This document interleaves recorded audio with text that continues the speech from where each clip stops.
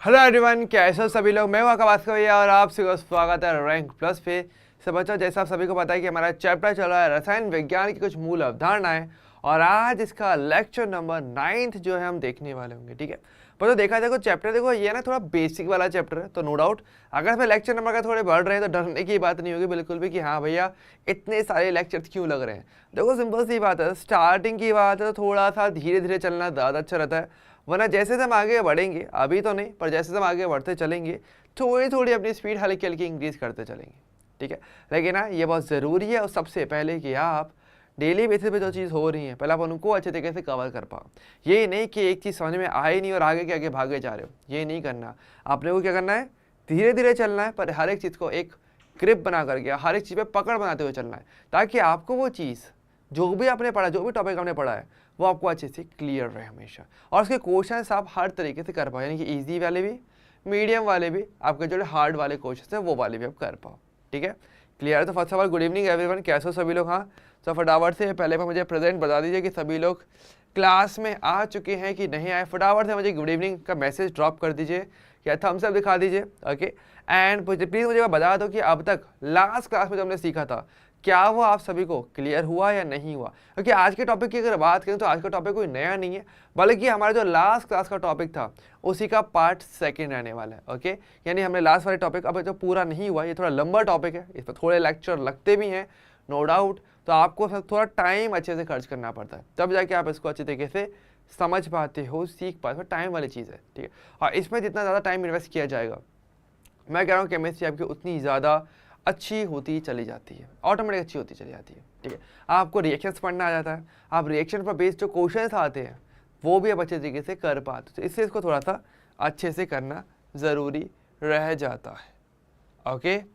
चलिए, तो पहले मुझे कमेंट करके बता दो भाई किसी का कोई डाउट है आपका पिछले वाले टॉपिक से, पिछले वाले लेक्चर से, तो आप पूछ सकते हो। अदरवाइज हम लास्ट वाले पार्ट को थोड़ा आगे बढ़ाते हैं और आज कुछ नई चीज़ें और सीखने वाले होंगे। ठीक है, तो आज इसका पार्ट सेकंड रहने वाला है। ठीक है, तो देखो बच्चों, स्टार्ट करें फिर आज के सेशन को, ज़्यादा टाइम नहीं लगाएंगे। ठीक है, तो हमारे जैसे टॉपिक था, अगर आपको याद हो, हम पढ़ रहे थे रस समीकरणमिति और रस समीकरणमिति गुणांक के बारे में, है ना, जहाँ पर हमने एक बात सीखी थी कि आप किसी अभिक्रिया को कैसे पढ़ते हो और उस अभिक्रिया के अंदर जो आपके डाटा होता है, पदार्थ की मात्रा होती है, वो किस प्रकार से ज्ञात की जाती है। ये वाला पार्ट हमने देख लिया था, है ना।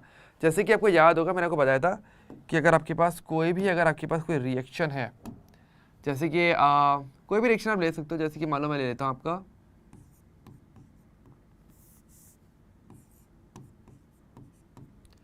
CH4 का अगर O2 से दहन करवाते हो तो आपका पता है आपके पास CO2 बनता है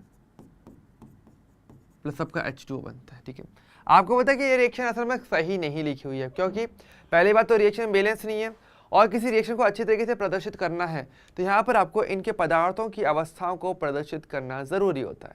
ठीक है, तो यानी कि बात करें तो सबसे पहले इसको थोड़ा बैलेंस करते हैं।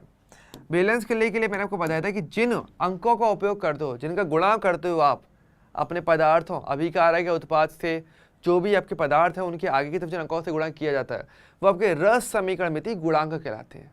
ठीक है, जैसे कि यहाँ पर देखा जाएगा, देखो कार्बन तो बैलेंस है, हाइड्रोजन यहाँ पे 4 है, यहाँ पे 2 है, तो यहाँ पे मुझे 2 से गुणा करना पड़ेगा, और ऑक्सीजन देखो यहाँ पर 4 होगा, यहाँ पर 2 है, यहाँ पे 2 से गुणा करना पड़ेगा।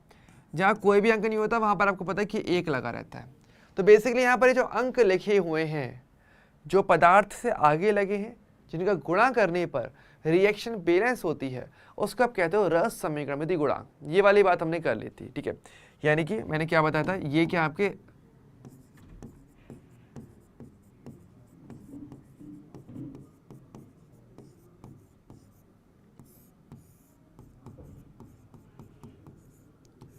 ये बेसिकली आपके रस समीकरणमिति गुणांक जो है आपके कहे जाते हैं। यानी यहाँ पे 1, ये 2, ये वाला 1 और ये 2, ये अलग अलग पदार्थों के लिए रस समीकरणमिति गुणांक हो जाते हैं। ठीक है, जिससे आप रिएक्शन को बैलेंस कर रहे हो। और मैंने आपको ये भी बताया था कि यहाँ पर आप पदार्थ की अवस्थाओं को भी प्रदर्शित करते हो। कैसे करते हो, सिंपल सी बात है, आपको पता है मैथेन की बात करेंगे। सो मैथेन क्या होता है, मैथेन बेसिकली गैस होती है। ठीक है, जिसको आप शायद मार्च गैस भी कहते हो, क्योंकि दलदल से प्राप्त होती है, ये मैथेन होती है। दलदल से प्राप्त गैस मार्च गैस को कहा जाता है। O2 तो आपको पता ही भाई, ये तो गैस अवस्था वैसी होती है। CO2 तो धुआं है, धुआं भी गैस होता है, जल भी। ऑब्वियसली बात है, अगर किसी चीज़ को गर्म कर रहे हो तो तापमान जब बहुत ज़्यादा होता है, जब किसी चीज़ को जलाया जाता है, उस तापमान पर तो जल भी जल वाष्प के रूप में रहता है, जो कि गैस अवस्था ही होती है। ठीक है, तो ये आपकी ज़्यादा सही अभिक्रिया कही जाएगी रस समीकरण विधि के अनुसार। ठीक है, यहाँ पर हम इसको पढ़ भी सकते हो, आप चाहो तो। आपको पता है पढ़ने के लिए मैंने क्या बोला था, आपको ये बताया गया था कि आपके पास जो भी अभिक्रिया होती है वो इनके गुणांकों के अनुपात को फॉलो करती है। ठीक है, यानी यहाँ पर अगर देखा जाएगा तो आपको ये बताया गया था कि अगर हम इनके गुणांक को अनुपात कर लिया जाए तो क्या होगा, 1:2 अनुपात 1:2। इस अनुपात में आपकी रिएक्शन हो रही है। अनुपात क्या है, ये रस समीकरण प्रति गुणांक के अनुपात हो जाते हैं, इसमें आपकी रिएक्शन हो रही होती है ना, जिसके आधार पे आप इसे पढ़ सकते हो कि मीथेन का एक अणु ऑक्सीजन के 2 अणु से रिएक्शन करता है, और CO2 का 1 अणु बनता है, और H2O के 2 अणु बनते हैं एक बार में, है ना। अगर मैं यहाँ पे संख्या में परिवर्तन करता हूँ तो आप इस अनुपात के अनुसार इसको फॉलो करवा सकते हो। ये सारी बात हमने की थी। और सबसे इम्पॉर्टेंट जिसमें मैंने आपको एक चीज़ सिखाई भी थी, जो कि सबसे इम्पॉर्टेंट चीज़ मैंने क्या सिखाया था कि यहाँ पर अगर हम बात करेंगे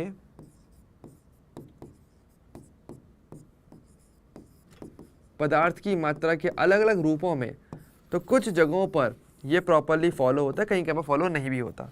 कहाँ कहाँ पे, जैसे कि मैंने आपको बताया था कि अगर आपके पास पदार्थ की मात्रा संख्या के तौर पे है, या फिर जैसे कि आपको पता है कि मोल अगर दिया हुआ है तो आप इस रस समीकरण गुणांक का डायरेक्ट फॉलो करवा सकते हो, कोई प्रॉब्लम नहीं पड़ती।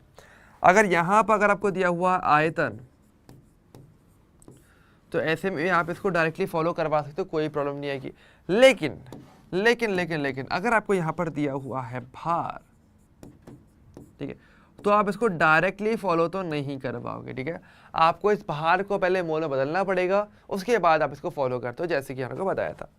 अब टास्क क्या बचता है, तो इसके अंदर हमारे पास हिडन टास्क ये बच जाता है कि पहले आपको इस भार को मोल में बदलना पड़ेगा, तब आप इसको फॉलो कर पाओगे। और बाद में फिर मोल को आप चाहो तो जिस भी रूप में चाहो बदल सकते हो, भार आयतन संख्या आपका काम हो जाता है। ठीक है, तो ये सारी बातें थी जो हमने इससे पहले वाले लेक्चर में कहीं ना कहीं देखी थी। ठीक है, ये होता है सामान्य तौर पे आपको एग्जैक्टली केवल एक अभिकारक या एग्जैक्टली एक उत्पाद का ज्ञान हो, उसकी मात्रा का ज्ञान हो, तो आप अन्य का ज्ञान ले सकते हो, अन्य पदार्थ की मात्रा भी आपको पता चल सकती है। ये आपको सबसे बेसिक पार्ट, सबसे स्टार्टिंग वाला पार्ट यहाँ पर आता है।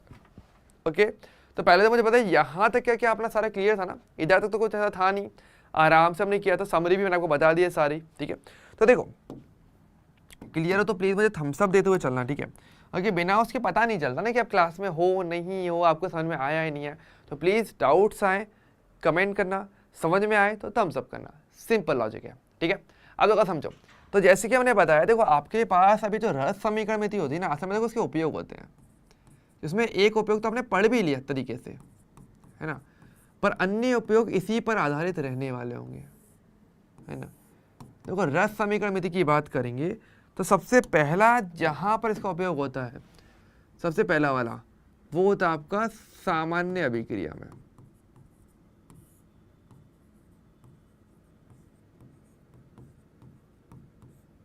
सामान्य अभिक्रिया, ये कौन सी वाली कैटेगरी डाल रहा हूं, देखो मैं यहाँ पे 4 कैटेगरी बता रहा हूँ। ठीक है, पहली कैटेगरी क्या है, सामान्य अभिक्रिया वाली। इसका मतलब क्या है कि आपके पास कोई एक अभिकारक या कोई एक उत्पाद की मात्रा ज्ञात होगी और अन्य के बारे में पूछा जाएगा। जैसे कि अभी तक हमने एग्जाम्पल किए थे, मैंने किसी एक के बारे में बताया था बस आपको, और अन्य का फिर आप पता कर रहे थे।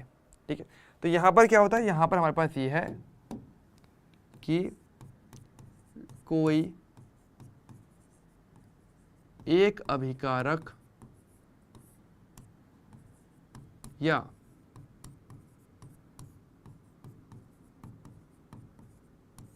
या कोई एक उत्पाद की मात्रा ज्ञात हो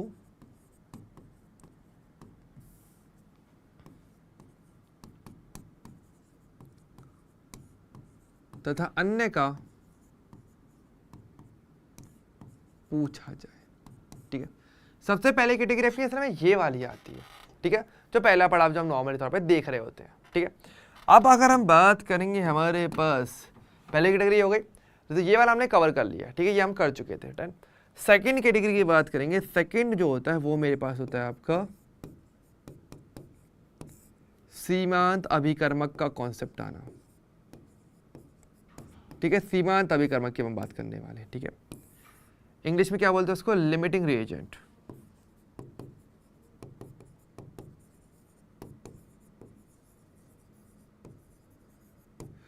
इसके शॉर्ट फॉर्म में इसको LR भी लिख देते हैं कई बार।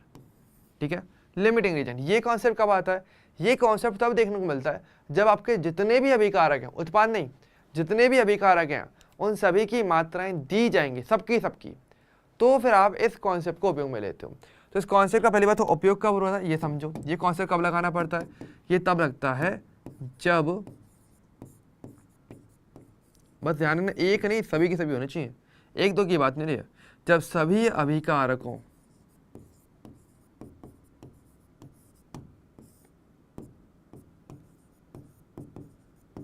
की मात्रा दी जाए, जब आपको सभी के सभी अभिकारकों की मात्रा दी जाए ना, तब बेसिकली आप इस वाले कॉन्सेप्ट को यूज में लाते हो। ठीक है, पहली चीज तो ये समझिए। अच्छा, अब पॉइंट ये आया था कि भैया चलो ठीक है ये वाला चीज हम देखेंगे, लेकिन वैसे होता क्या है एक्चुअली, मतलब क्या है, तो चलो पहले थोड़ा सा इसका मतलब समझते हैं, और आज का हमारा मेन टास्क यही रहने भी वाला है। ठीक है, अगर हम बात करेंगे मेरे पास आपका सीमांत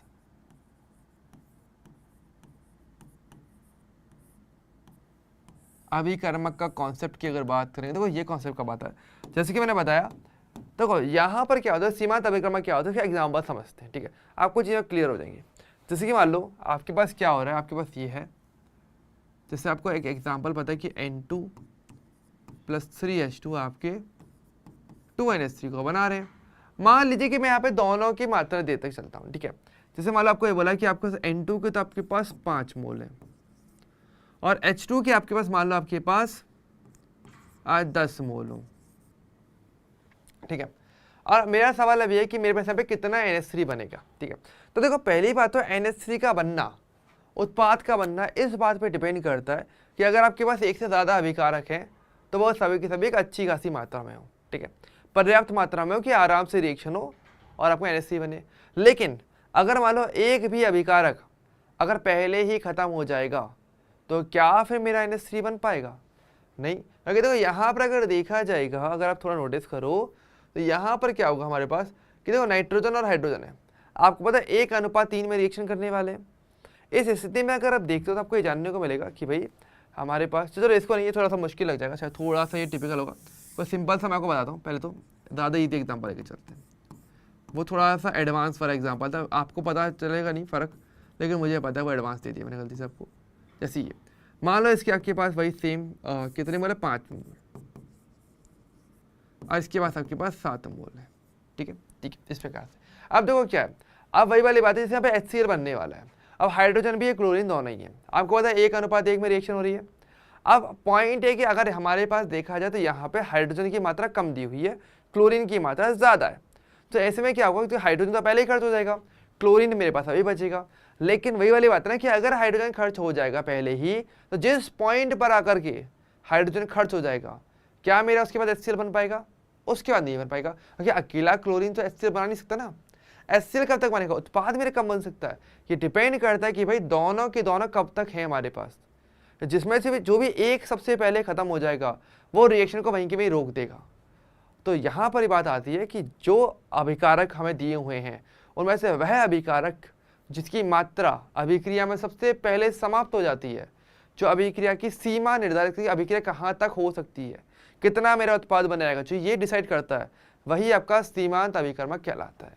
इसकी डेफिनेशन ये आती है। ठीक है, तो बहुत ही सिंपल सी डेफिनेशन है हमारे पास। तो यहाँ पर ये है कि यदि कि अभिक्रिया में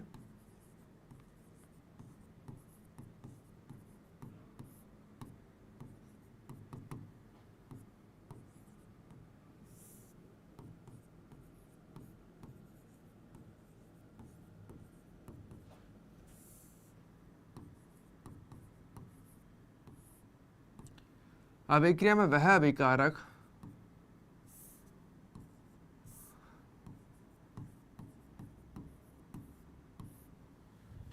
जिसकी मात्रा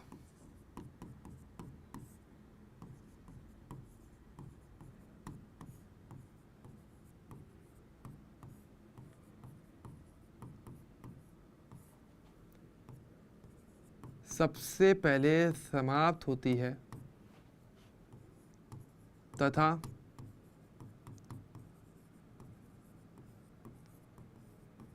जो अभिक्रिया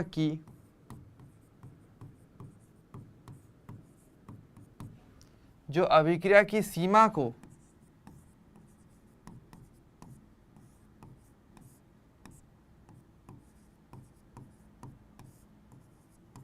निर्धारित करता है, जो अभिक्रिया की सीमा को निर्धारित करता है वो बेसिकली आपका सीमांत अभिकर्मक कहलाता है। ओके, क्लियर है? एक बार देख लीजिए आराम से जो डेफिनेशन लिखी है यहाँ पे।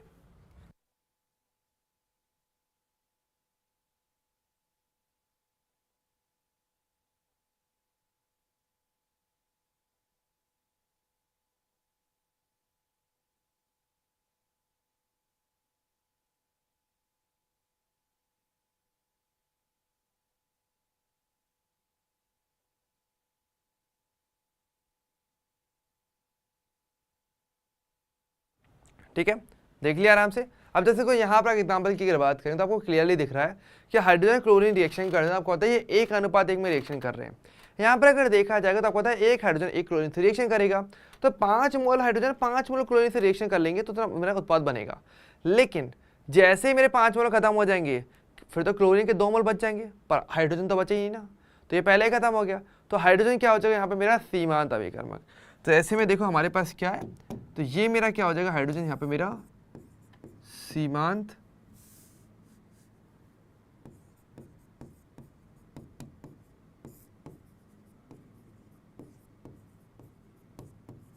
ये बेसिकली मेरा सीमांत अभिकर्मक हो जाता है। तो पहली बात तो आपको रिएक्शन में देख करके बताना आना चाहिए कि भाई सीमांत अभिकर्मक कौन सा होने वाला है। ठीक है, तो यहाँ पर ये चीज़ ध्यान रखना, थोड़ा सा इंपॉर्टेंट पार्ट हमारे लिए रह जाता है। ठीक है, अगर आपको सभी की मात्रा दी जाए तो तभी निकाल सकते हो। ठीक है, अकेले से तो क्या ही कंपेयर करोगे, अगर आपको औरों की वैल्यू नहीं दी जाए तो, है ना, तो वो वाली बात हमारे लिए यहाँ पर आती है पहली चीज़ तो। ठीक है, अच्छा अब देखो ये बात समझो कि हमारे पास उत्पाद कितना बनेगा, उत्पाद कितना बनेगा ये डिसाइड करता है सीमांत अभिकर्मक की मात्रा पे। ठीक है, लेकिन इसको हम आगे देखेंगे, पर उससे पहले हम थोड़ा सा बात कर लेते हैं कि अभिक्रिया के अंदर सीमांत अभिकर्मक पहचाना कैसे जाता है। तो 2 तरीके होते हैं, पहले वो समझते हैं, फिर उसके आधार पर इसके हम क्वेश्चंस क्या थे सर वो हम समझेंगे।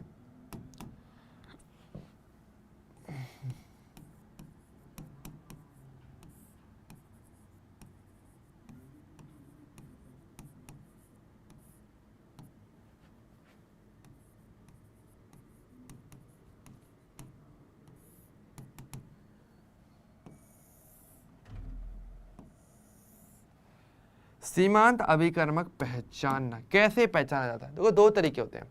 एक तो ये होता है कि हमारे पास देखो 2 केस है, समझना, दोनों ही केस आपको समझ आएंगे ना, तो आप आराम से किसी भी रिएक्शन के अंदर चाहे कुछ भी हो आप सीमांत अभिकर्मक पहचान जाओगे आराम से। केस हमारा पहला क्या है, केस हमारा पहला होता है कि यदि जितने भी अभिकारक हैं उनके रस समीकरण में यदि गुणांक समान हो सबके सबके, तो कैसे निकालते हैं? पहला तो ये होता है कि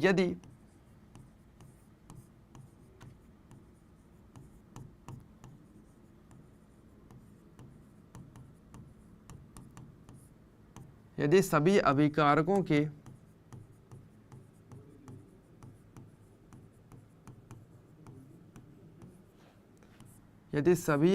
के रस समीकरण में 3 गुणांक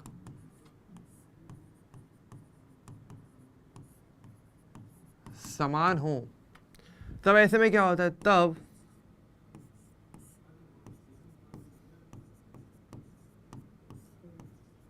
जिसके मोलों की संख्या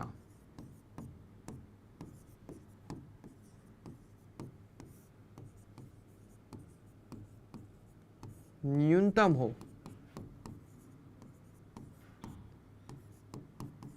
वही एलआर है, मतलब कि सीमांत अभिकर्मक है। जैसे कि आपको याद होगा अभी जो हमारा एग्जांपल किया था उसमें यही था कि हमारे पास क्या, देखो यहाँ पे गुणांक समान है, अगर देखोगे तो यहाँ पे गुणांक क्या, दोनों का गुणांक क्या, 1 है। तो जब आपके उत्पाद से मतलब नहीं है, उत्पाद का कुछ भी हो, अभिकारक की बात करें, क्योंकि अभिकर्मक अभिकारक के लिए आ रहा है। तो यहाँ पे देखा जाए एग्जाम्पल के अंदर देखो दोनों में अगर देखा जाएगा तो आपको पता है कि भाई दोनों की वैल्यू समान दी हुई है, दोनों के गुणांक समान है, तो इसमें जिसके मोल की संख्या कम हो गई वही सीमांत अभिकर्मक। तो आप देख पाओ कि 5 मोल इसके कम है, तो यही मेरा सीमांत अभिकर्मक है। ओके, पहला बात तो ठीक है। बात करते हैं केस नंबर सेकंड के लिए बात करते हैं, चलो ठीक है। अच्छा, इनकेस अगर मोल की जगह पर कुछ और भी दिया हो तो कोई बात नहीं, पहले उसको मोल में बदल दो और फिर चेक कर लो, इसमें तो प्रॉब्लम होगी नहीं अपने को, है ना। केस नंबर सेकंड की जो बात करते हैं कि यदि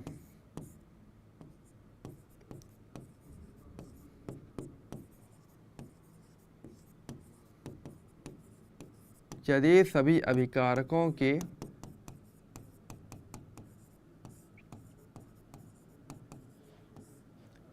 गुणांक समान ना हो तो फिर ऐसे में क्या कहोगे। तो फिर यहाँ पे एक तरीका होता है, क्या होता है देखो समझो। देखो जैसे कि मान ले, सपोज करते हैं कि आपको कोई रिएक्शन यहाँ पे दी हुई है एग्जांपल के तौर पे, तो आपको दिया हुआ है ए बी और बी आपका सी प्लस डी करके बना रहे हैं, ठीक है। ए कैपिटल ए, देखो कैपिटल ए कैपिटल बी अभिकारक हो गए, कैपिटल सी कैपिटल डी उत्पाद हैं, और स्मॉल ए बी सी जो है आपके वो उनके गुणांक हमें दिए हुए हैं, ठीक है। यहाँ पर देखो हर एक के देखो गुणांक भी अलग अलग हैं। चलो मान लेते कि भाई हर एक के मोल की संख्या मुझे पता है, अभिकारक की मोल संख्या मान लो कि मुझे पता है कितना मेरे पास, मान लो यहाँ पे आपका एम है और यहाँ पर आपका एन है, सपोज कर इतने आपके मोल है, मोल संख्या दी हुई है, ठीक है। ये चलो मैं यहाँ पे ऐसे करता हूँ, कैपिटल आकर स्मॉल ही लेता हूँ, ईजी रह जाएगा, अच्छा समझ में ना, ठीक है। तो ऐसे में क्या करते हो, फिर आपको यहाँ पे एक वैल्यू निकालनी पड़ती है, क्या आप यहाँ पर क्या करते हो, अभिकारकों के लिए एक वैल्यू निकालते हो।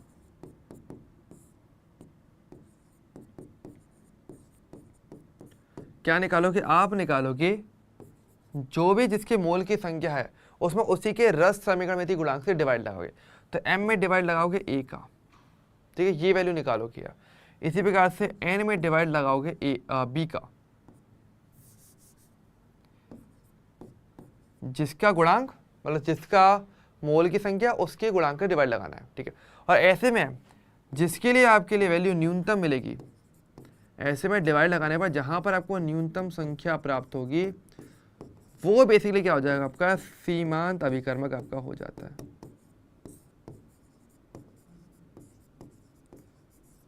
वही क्या हो जाएगा आपके लिए सीमांत अभिकर्मक बनेगा, ठीक है।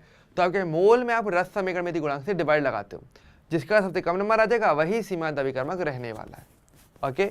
अब कैसे रहने वाला देखो, जैसे कि इसका थोड़ा एग्जाम्पल करवाते हैं। जैसे कि मैं आपको याद है कि मैं आपको एग्जाम्पल की बात कर रहा था, जो मैंने अभी हटा दिया था, वो यही था।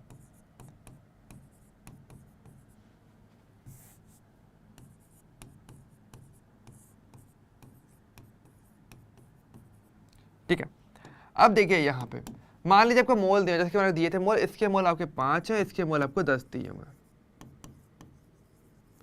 मुझे पता करना है सीमांत अभिकर्मक। अब देखने में तो क्या लग रहा है कि भाई नाइट्रोजन के मोल की संख्या कम दी हुई तो ये होगा, पर ऐसा नहीं करना। अगर आपको गुणांक समान नहीं है तो आप ऐसा डायरेक्टली नहीं कर सकते, आप क्या करोगे, आपको वैल्यू निकालनी पड़ेगी। तो चलो मैं एक तरफ N2 के लिए निकालता हूँ, तो क्या हो जाएगा 5 मोल, इसका गुणांक तो 1 है, तो यानी कि 5 आ जाएगा, ठीक है। अच्छा, हाइड्रोजन के लिए अगर बात करेंगे तो क्या हो जाएगा 10 मोल, गुणांक इसका 3 है, आ जाएगा 3.33। न्यूनतम संख्या कहाँ पर आई है, वो आई है नाइट्रोजन, हाइड्रोजन के केस में आई है। यानी कि यहाँ पे जो सीमांत अभिकर्मक है वो नाइट्रोजन नहीं है, आपका हाइड्रोजन है।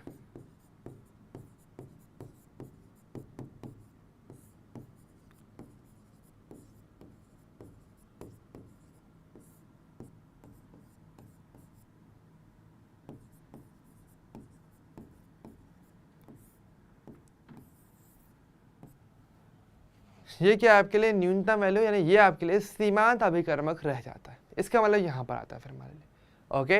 तो पहले आपको सीमांत अभिकर्मक पहचानना है। देखो दो ही तरीका से, दो ही पॉसिबिलिटी दोनों मैंने आपको बता दिया, ठीक है। तो पहले मुझे बताइए क्या आपको ये दोनों केस क्लियर हुए, किस तरीके से सीमांत अभिकर्मक पहचाना जाता है। प्लीज़ एक बार देखा जाए, थोड़ी सी रीडिंग लगाई जाए, मैं चाहूँगा, और प्लीज़ फिर मुझे थम्स अप बताया जाए कि हाँ भाई अगर ये चीज़ क्लियर हुई है। तो नहीं हुई तो प्लीज़ मुझे कमेंट करके बताना कि भैया डाउट है, थोड़ा सा क्लियर कर दीजिए, ठीक है।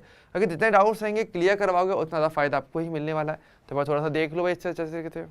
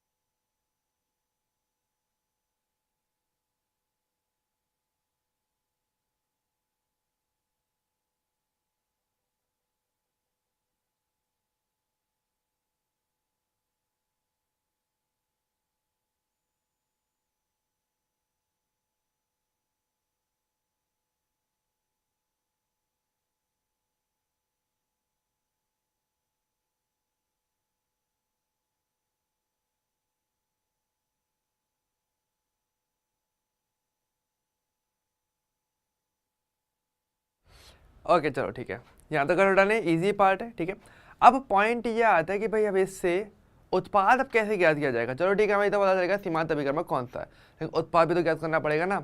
अब तो उसके बाद थोड़ा समझते हैं। तो देखो पहली बात, एक छोटा सा मैं आपको नोट डलवा रहा हूँ, और इस नोट को दिमाग में अच्छे से रखना सेफ।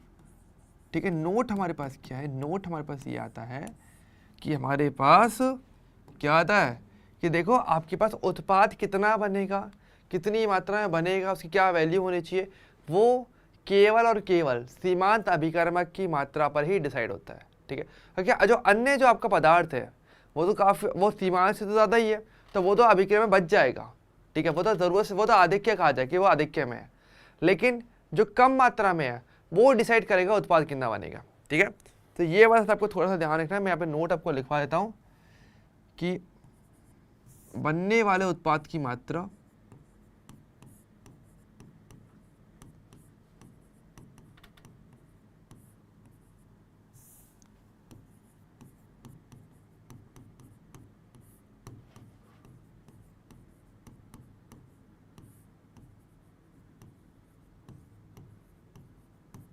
सीमांत अभिकर्मक की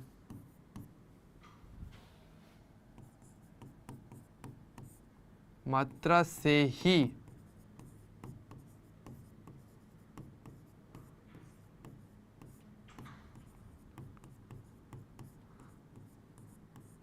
निर्धारित होता है, केवल इसी से निर्धारित होगा। ठीक है, दूसरे से नहीं होता है। ठीक है, अब जैसे कि देखो, अब देखो समझो, अब जैसे कि हमारा ये एग्जाम्पल है, इसको हम थोड़ा सा और आगे बढ़ाते हैं। ठीक है, इसी में हम लेके चल लेते हैं। ठीक है, जैसे कि यहाँ पे मैंने लेके चला, आपके पास 1N2 है, 3H2 है, और मेरा 2NH3 बन रहा है। ठीक है, आपको मोल पता है दोनों के केसेस में, आपको पता है इसके आपके पास 5 मोल है, इसके मेरे पास 10 मोल है। हमने ये निकाल लिया कि भाई H2 क्या है, मेरे यहाँ पे सीमांत अभिकर्मक है। हमारा क्वेश्चन अब आगे का ये आता है कि चलो सीमांत अभिकर्मक है, ये तो आपको पता चल गया। पॉइंट है कि अब NH3 कितना बनेगा, तो मैंने क्या बोला, सीमांत अभिकर्मक की मात्रा देखनी है। फिर आपको इस स्थिति में मतलब क्या है कि जो आपका अन्य अभिकर्मक की जो मात्रा है उसको भूल जाओ कि वो दे भी रखा है, उसको भूल जाओ, उसको ज़रूरत ही नहीं पड़ेगी। तो हम क्या करते हैं, हम लिटरली से भूल जाएंगे और हम इसे यहाँ से मिटा देते हैं। सपोज करो कि यहाँ पर दिया ही नहीं है, और अब इस कंडीशन में आपको निकालना है। अब यहाँ पे नॉर्मल तरीका लगाओगे। ठीक है, तो यहाँ पर हम क्या कर सकते हैं, जिसे ज्ञात करने के लिए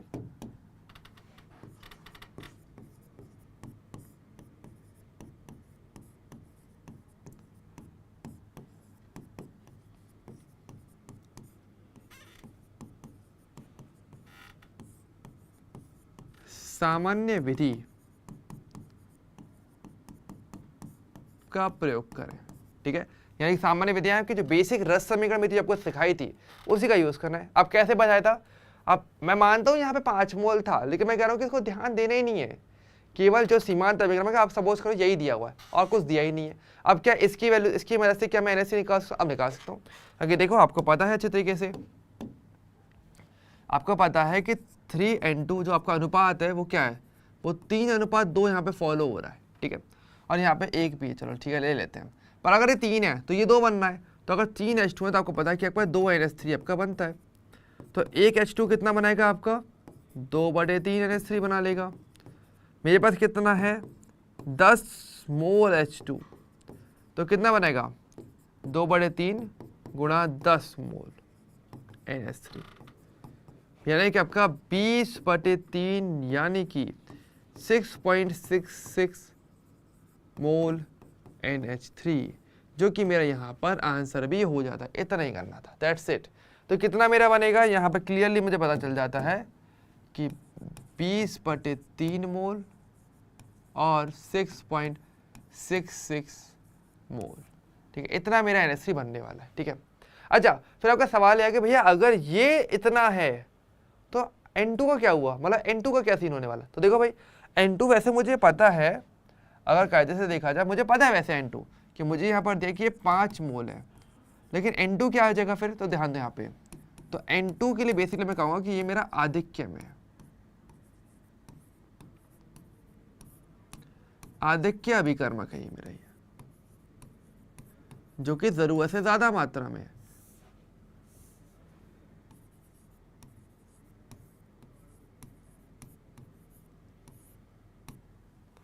ये मेरा आधिक्य अभिकर्मक है, ये थोड़ा ज़्यादा मात्रा में, तो यहाँ पर क्या आपको ये बच जाएगा। कितना बचेगा देखो, आपको पहले हिसाब लगाना पड़ेगा कितना खर्च होगा, उसके बाद से आप डिफरेंस करके दोनों में अंतर करके पता कर सकते हो।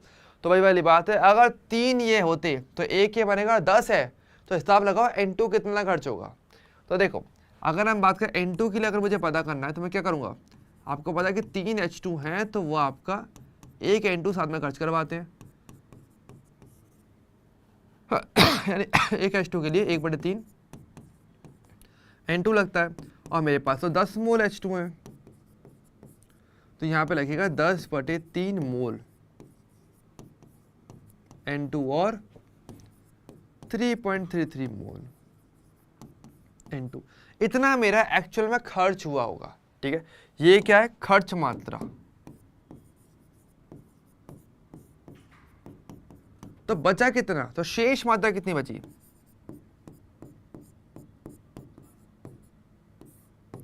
कितना हो जाएगा, हमारे पास है कितना था, 5 मोल थे हमारे पास टोटल, और इसमें से 3.33 खर्च हो गया। तो कितना बचा मेरे पास, यहाँ पे माइनस करो, आपको पता चल जाएगा कितना हो जाएगा मेरे पास यहाँ पे 76.1।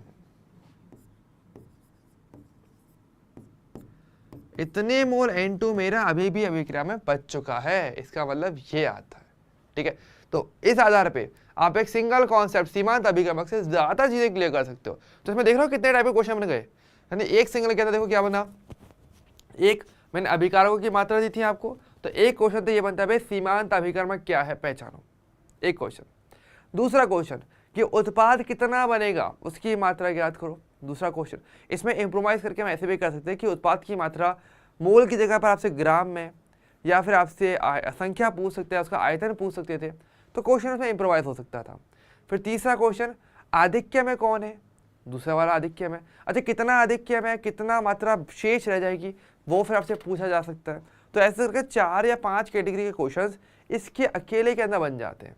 ठीक है, तो आपको थोड़ा स्टेप बाय स्टेप को करना पड़ेगा, स्टेप बाय स्टेप। ठीक है, पहले सीमांत अभिक्रमक ज्ञात होगा, उसके आधा फिर आप देखोगे कि एक्चुअल में कौन कितना खर्च होने वाला है, कितना बनेगा। फिर अगर कोई ज़्यादा है तो कितना ज़्यादा है, और कम है तो कितना कम है, कम तो रहेगा ही नहीं, मतलब ज़्यादा ही कहा जाएगा। ठीक है, तो ऐसे करके आपके पास क्वेश्चन आ जाते हैं। ओके, ये मैं चाहो तो देख लो इसे आराम से, कोई ऐसी जल्दी नहीं है, आराम से देखो, तसल्ली से देखो, पर मुझे बताओ। ठीक है, एक बार के लिए मैं इसके पॉइंट्स यहाँ पे लिख देता हूँ, थोड़ा सा आपको सोचने का टाइम दे रहा हूँ। ओके, तो क्या क्या पॉइंट्स है, सबसे पहले चीज अगर मैं बात करूँ यहाँ पे,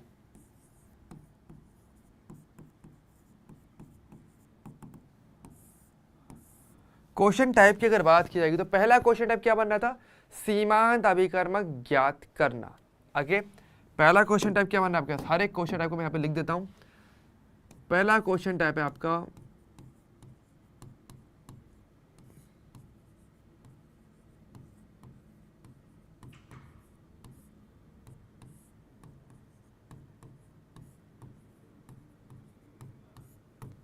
सीमांत अभिकर्मक ज्ञात करना। दूसरा आपके पास क्या है, दूसरा क्वेश्चन है कि उत्पाद की मात्रा ज्ञात करना। ठीक है,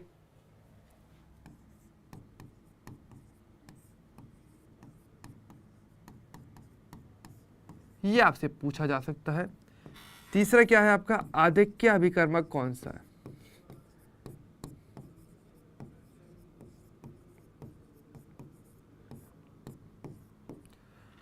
चौथा आपके पास क्या हो सकता है, इसकी मात्रा।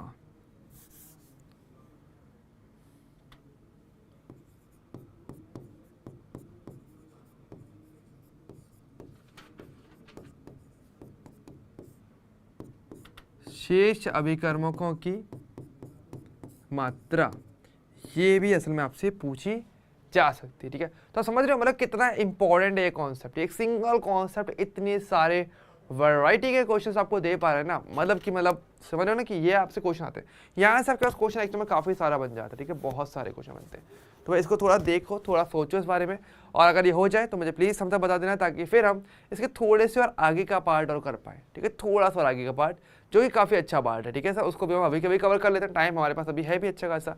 ठीक है, तो भाई अभी जितना सीख सको ना उतना सीखो, ये सीखने की एज है, जितना सीखोगे उतना आपको फ़ायदा मिलेगा।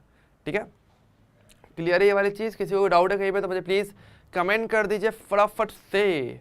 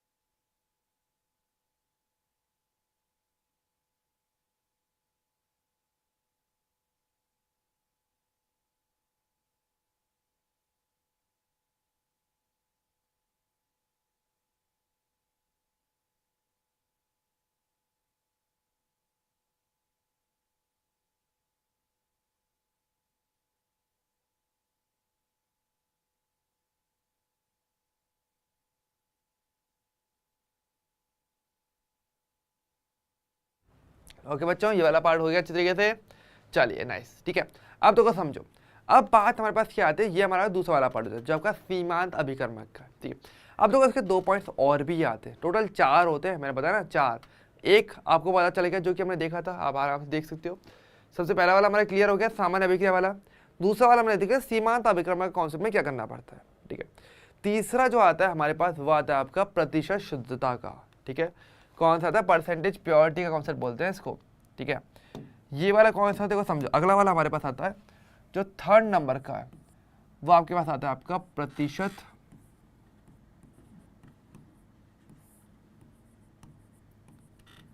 शुद्धता, यानी कि परसेंटेज प्योरिटी।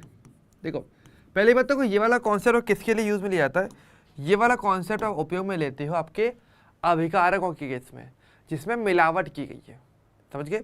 ये वाला कॉन्सेप्ट कब आता है, आपका अभिकारकों के लिए।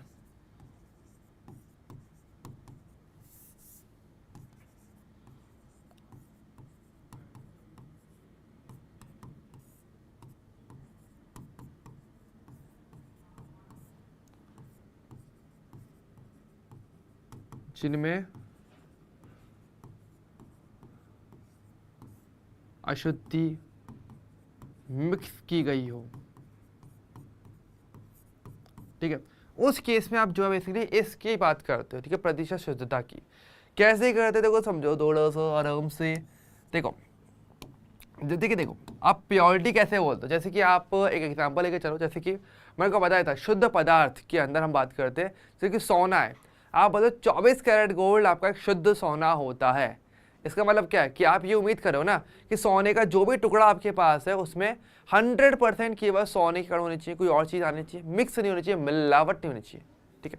अशुद्धि मैंने बताया, अशुद्धि वर्ड कब आता है कि कोई भी ऐसी चीज़ मिक्स कर दी जाए किसी भी एक शुद्ध पदार्थ के अंदर जो उसकी कीमत को कम कर दे, या फिर जो क्या बोलते हैं आपकी सेहत को हानि पहुंचाए, वो सब चीज़ें अशुद्धि के अंदर काउंट की जाती है अगर हम देखा जाए तो, ठीक है।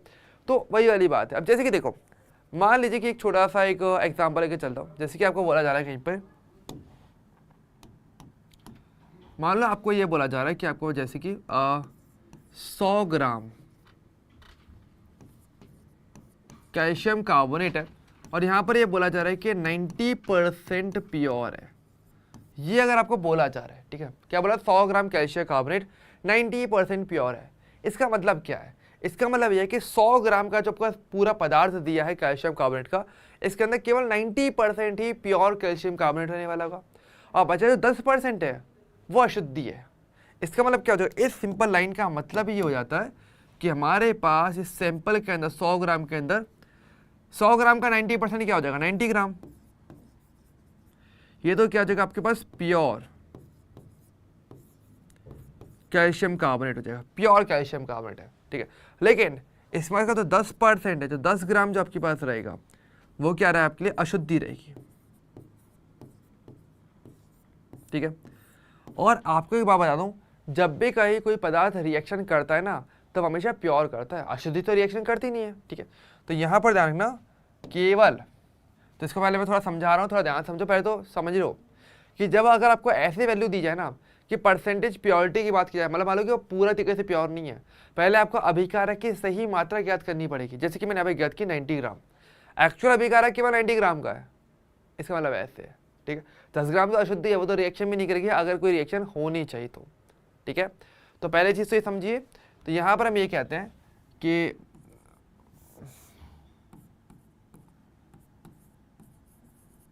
नोट की अगर बात करें तो ये कि परसेंटेज प्योरिटी में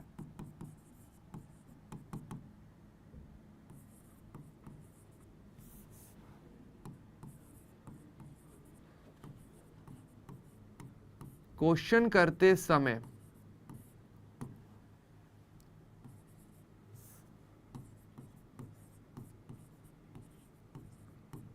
सर्वप्रथम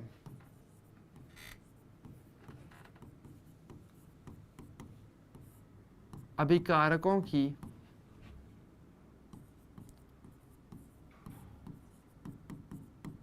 सही मात्रा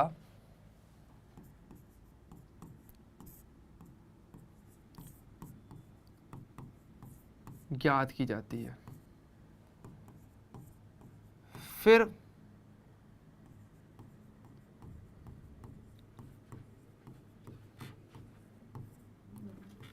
फिर रस समीकरण मिति लागू कर क्वेश्चन सॉल्व करना है।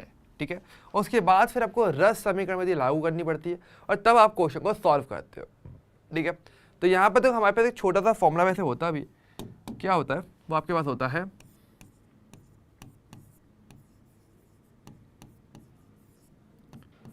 Percentage purity. क्या होती है ये असल में आपके इक्वल होती है किस चीज के, ये इक्वल होती है आपके पास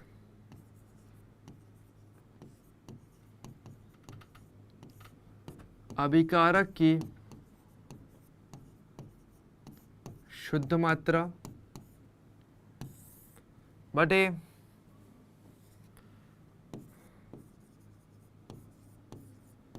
सैंपल की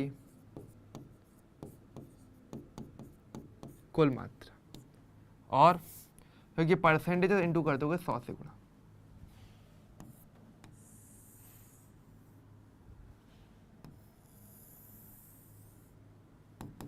इस प्रकार से हम बात करते हैं। ठीक है, अब कैसे करेंगे तो समझो, जैसे कि चलो एक छोटा सा क्वेश्चन करते हैं तो आपको ये और अच्छे से क्लियर होगा।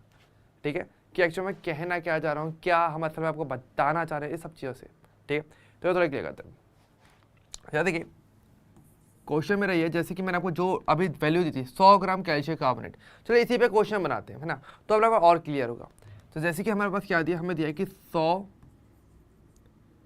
ग्राम कैल्शियम कार्बोनेट जो कि असल में आपका 90% प्योर है, को दहन करने पर प्राप्त CO2 के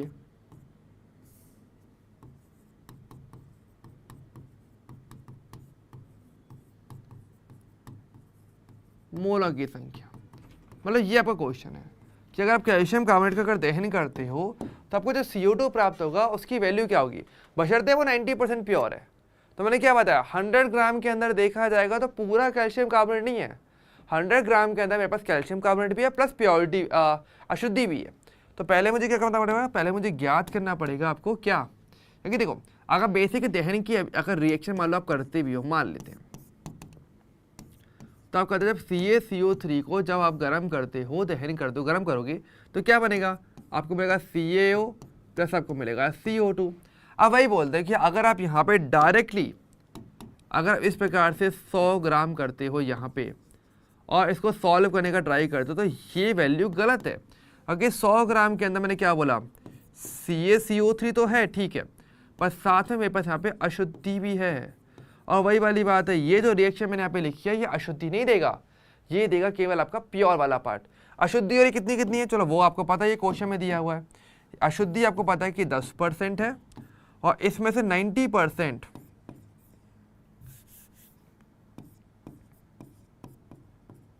कैल्शियम कार्बोनेट है। तो पहले इसकी सही वैल्यू निकालोगे ना, फिर उससे आप क्वेश्चन करोगे तो कितना होगा मेरे पास, तो कैल्शियम कार्बोनेट 90% कितना देगा, तो 100 का 90% तो 90 ही होता है। परसेंटेज तो निकालना आती है कि 100 का 90% ले लो तो क्या हो जाएगा 90 ग्राम। ठीक है, और अगर अभी भी डाउट लग रहा है तो आप इस वाले फॉर्मूले को यूज ले लो, एक ही बात है, 90 यहाँ पे रखना, ये 100 हो गया, 100 से 100 कटेगा, ऑटोमेटिक आंसर आ जाएगा ग्राम में। ठीक है, ध्यान रखना, अगर ये आपका ग्राम में है तो मात्राओं का थोड़ा ध्यान रखना, ये ग्राम में है तो ये भी आपका ग्राम में रहेगा। ठीक है, तो 90 ग्राम आ गया। अब जो क्वेश्चन होगा वो 100 ग्राम पे नहीं हो रहा, एक्चुअल क्वेश्चन हो रहा है 90 ग्राम पे, और अब आप इस क्वेश्चन को आराम से सॉल्व कर सकते हो बिना किसी प्रॉब्लम के। कैसे, अब तो आप कर ही सकते हो बहुत आराम से। क्या हो जाएगा कि आपके पास जो कैल्शियम कार्बोनेट है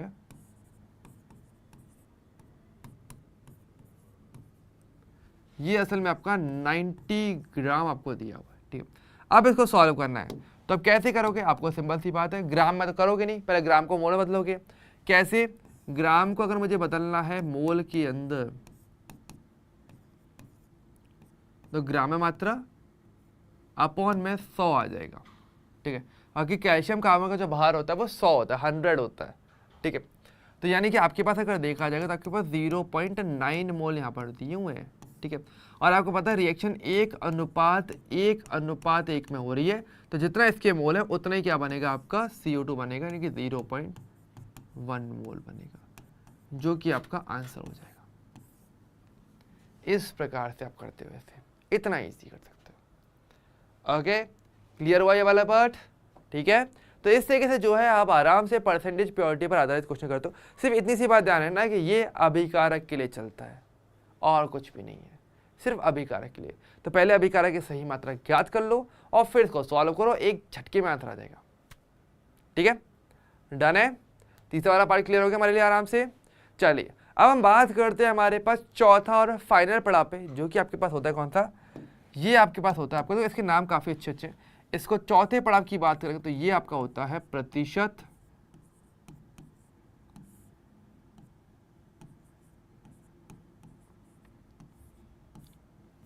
चलो इसको थोड़ा साफ साफ लिख देते हैं पहले तो।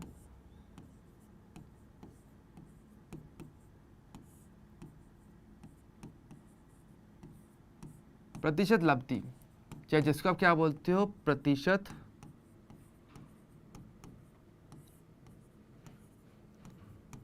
दक्षता, ठीक है, इसके नाम है, ठीक है। इंग्लिश में क्या बोलते हैं उसका, परसेंटेज एफिशिएंसी की हम बात करने वाले हैं, परसेंटेज एफिशिएंसी। तो पहली बात तो ये कॉन्सेप्ट कब आता है, इस कॉन्सेप्ट को हम लगाते हैं उत्पाद के लिए, ठीक है। ये कॉन्सेप्ट कब लगाया था, उत्पाद की मात्रा के लिए लगाया जाता है।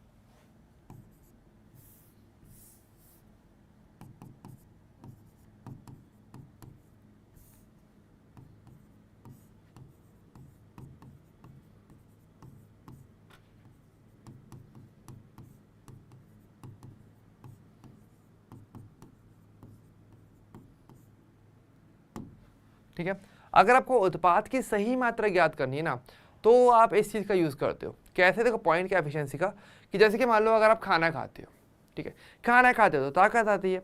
अब दिमाग में तो क्या रहता है कि यार मुझे तो पढ़ना है, ठीक है, लेकिन क्या उस पूरे खाने का पूरे तरीके से केवल पढ़ने में लगाते हो क्या, नहीं, वो कहीं और भी जगह पे खर्च हो जाता है कहीं ना कहीं। जैसे कि मान लो मम्मी ने कुछ बोल दिया हो तो चले जाओगे, या फिर मान लो अगर आपको पूरा पढ़ना है तो AC वेसी चालू करोगे, या फिर मोबाइल सेट करोगे, ये करोगे वो करोगे। एक्चुअल पढ़ाई भी करनी है, लेकिन वो पूरे तरीके से सारा की सारी ऊर्जा केवल पढ़ाई में नहीं जाती है, वो और भी अन्य जगहों पर चली ही जाती है। तो अगर देखा जाए तो परसेंटेज दक्षता की बात करेंगे या प्रतिशत एफिशिएंसी की बात की जाए तो ये क्या बोलते हैं कि आप कितने इफेक्टिवली काम कर रहे होते हो, एक सिंपल बात, कितने परसेंटेज। सेम उसी प्रकार से क्या होता है, अभिकारक उत्पाद बनाने वाला अच्छी बात है, लेकिन क्या सारा का सारा अभिकारक उत्पादन बदलता है क्या, नहीं, ऐसा नहीं होता है। कुछ अभिकारक आपका वेस्ट भी हो जाता है। मान लो अभिक्रिया हो रही है, आप किसी चीज़ को गर्म करो और अभिकारक थोड़ा सा जल जाए, तो जो जल जाएगा वो तो उत्पाद बनाएगा नहीं, है ना। या मान लो अगर आपके पास कोई ऊर्ध्वपातित कोई अभिकारक है, मतलब जो इजीली गैस में बदल जाए, और हमें चाहिए नहीं कि वो गैस में बदले, गैस में बदल जाएगा तो उड़ जाएगा, तो ऐसे में क्या आप सारे के सारे अभिकारक को उत्पादन बदल पाओगे, नहीं।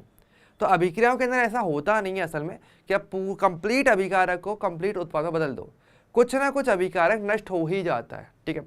और इस स्थिति में आपको जितना उत्पाद मिलना चाहिए वो उतना मिल नहीं पाता, तो जितना मिल पाया वो जो वैल्यू है वो उसकी एफिशिएंसी कराई जाती है कि कितना मिल पा रहा है, ऐसे करके। ओके, तो इससे बना उत्पाद का सही मात्रा ज्ञात करने के लिए होता है। और इसका तो सिंपल फॉर्मूला भी होता है, क्या होता है इसका सिंपल फॉर्मूला होता है कि प्रतिशत लब्धि इक्वल टू होता है क्या, इक्वल टू मेरे पास होता है आपका उत्पाद का, सॉरी, उत्पाद का प्रायोगिक मान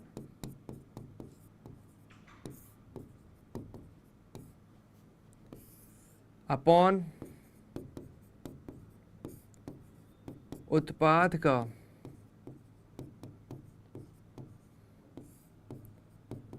सैद्धांतिक मान, और परसेंटेज के लिए आप करते हो 100 से गुणा। ओके, इस प्रकार से।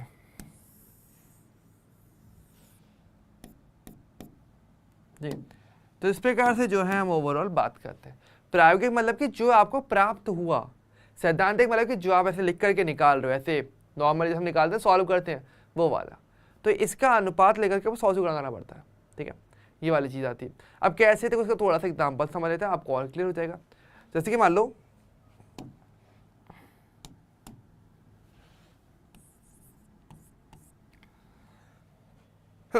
आपको ये बोला जा रहा है कि आपके पास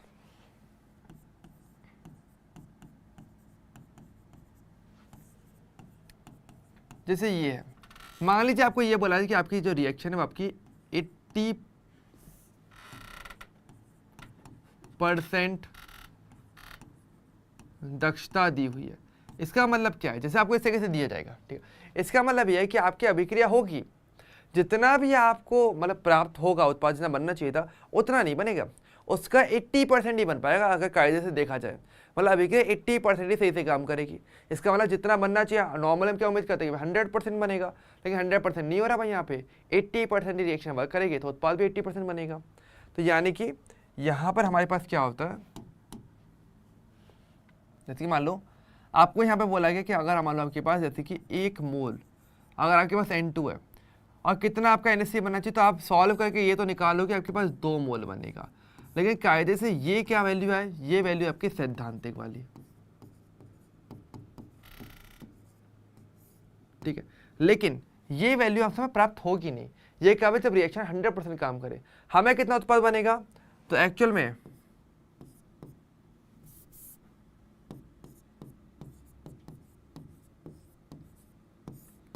तो वास्तविक NH3 की जो मात्रा होगी वो समय इक्वल टू हो जाती है जितना भी आपको वैल्यू दिया हुआ उत्पाद का इनटू उसकी दक्षता, यानी कि 80/100। तो क्या हो जाएगा मेरे पास यहाँ पे 1.6 मोल। तो ये असल में इसका सही आंसर आएगा, ठीक है। ये वैल्यू असल में हमें प्राप्त होगी अगर ये एक्चुअल वैल्यू उत्पाद की, ठीक है। तो इस बेसिस पे आप दक्षता निकालो, जिसके हमने यहाँ निकाला प्रायोगिक मान, ये वाला बात है। तो यानी हम ये बोल सकते हैं कि एक सिंपल सा फॉर्मूला में यहाँ पे ये भी लिखा था साथ में कि उत्पाद की मात्रा या उत्पाद की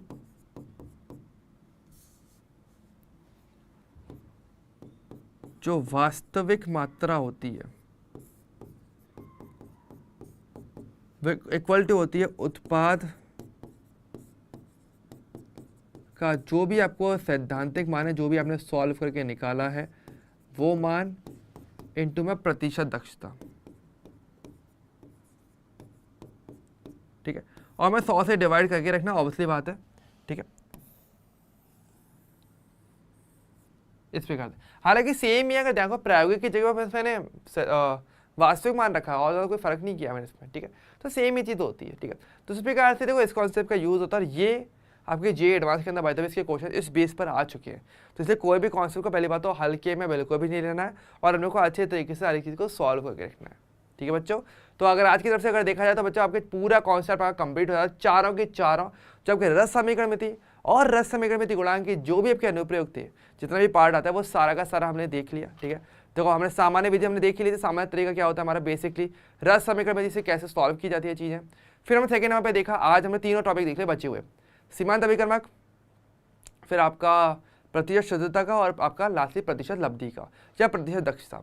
तो इसको बस आपको थोड़ा सा अच्छे तरीके से देख के रखना है, इनको सॉल्व करना बस आराम से। और आज के डीएसए में आपको इस पर बेस्ड क्वेश्चन मिलने वाले होंगे, तो इनको सॉल्व करेगा तो आपका कॉन्सेप्ट बहुत स्ट्रांग हो जाएगा। और मैं बता रहा हूँ जेईई मेन और एडवांस में भी ये पार्ट आता है, 100% आता है। और ये छोटा सा टॉपिक लग रहा होगा, लेकिन इसमें से इन तीनों में से एक ना एक क्वेश्चन आपको जेईई मेन में मिलेगा तो फिक्स है, प्लस जेईई एडवांस में भी मिलेगा। तो इससे इसको अच्छे से आपको सॉल्व करके रखना है, ठीक है। तो बच्चों आज के लिए फिर मेरी तरफ से इतना ही रहने वाला होगा। डीएसए को अच्छी तरीके से सॉल्व करेगा और अगली जो क्लास रहने वाली होगी उसमें मैं आपके लिए इसके क्वेश्चन प्रैक्टिस सॉल्व करवाने वाला हूँ, ठीक है। और फिर हम थोड़ा सा आगे की थ्योरी भी पढ़ने वाले हैं, ठीक है। लेकिन तब तक के लिए अपना ध्यान रखना और अच्छे तरीके से क्वेश्चन सॉल्व करना।